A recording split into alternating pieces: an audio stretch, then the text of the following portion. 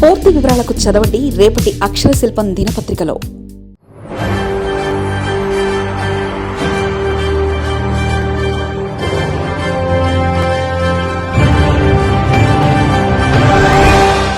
BJP నేతలకు warning. June 15 తర్వాత కార్యాచరణ ఉంటుందని ముఖ్యమంత్రి రేవంత్ రెడ్డి హెచ్చరించడంతో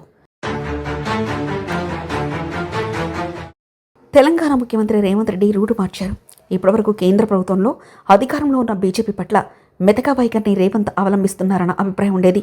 కానీ రానున్న ఏ ఎన్నికల్లోనైనా బీజేపీ తనకు ప్రధాన ప్రత్యర్థిగా భావించిన రేవంత్ రెడ్డి ఆ పార్టీ విషయంలో దూకుడుగా వెళ్లాలని నిర్ణయించినట్లు కనబడుతుంది.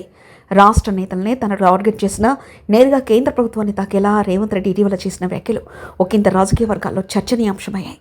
దీంతో పాటు కేంద్ర ప్రభుత్వానికి డెడ్లైన్ విధించడం కూడా హాట్ టాపిక్గా మారిందని రాజకీయ విశ్లేషకులు సైతం అభిప్రాయపడుతున్నారు.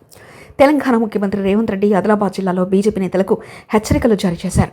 పోలవరం కోసం 7 తెలంగాణ మండలాలను ఆంధ్రప్రదేశ్లో కలిపారని, తుమ్మిడిహెట్టి కోసం మహారాష్ట్ర భూములను 2000 ఎకరాలు ఇవ్వలేరా అంటూ మహారాష్ట్రలో ఉన్న బీజేపీ సర్కార్ను రేవంత్ రెడ్డి నిలదీశారు. ఎన్ని లేఖలు రాసినా మహారాష్ట్ర సీఎం స్పందించలేదంటూ, తప్పంతా బీజేపీదేనంటూ ఆ పార్టీపై విరుచుకుపడ్డారు. తమ ప్రభుత్వం రాష్ట్రం నుంచి 75 లక్షల క్వింటాల వడ్లు కొంటున్నామని, ఆ ధాన్యాన్ని కేంద్రం తీసుకోవాలని కూడా ముఖ్యమంత్రి రేవంత్ రెడ్డి మరొక డిమాండ్గా కేంద్ర ప్రభుత్వానికి విధించారు. అంతేకాదు, సత్రంలో పెట్టే భోజనానికి నెల్లూరు పెద్దారెడ్డి రికమెండేషన్ అవసరం లేదన్నారు.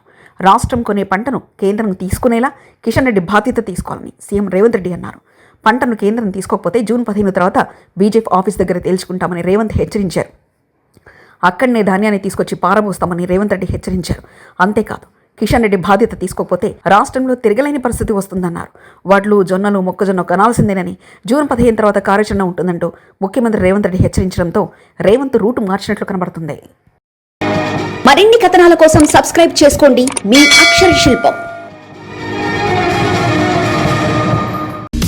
పూర్తి వివరాలకు చదవండి రేపటి అక్షర శిల్పం దినపత్రికలో.